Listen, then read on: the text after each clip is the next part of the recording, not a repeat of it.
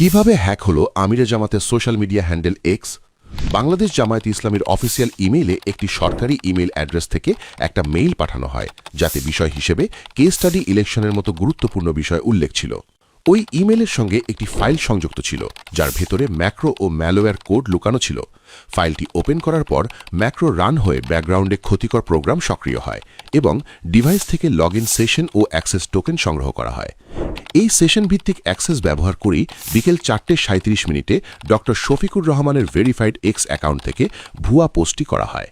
একইভাবে ড শফিকুল ইসলাম মাসুদের ফেসবুক অ্যাকাউন্টেও অননুমোদিত প্রবেশ করা হয় এবং সেখান থেকেই বিকেল 4:53 ওই ভুয়া এক্স পোস্টটি ফেসবুকে শেয়ার করা হয়।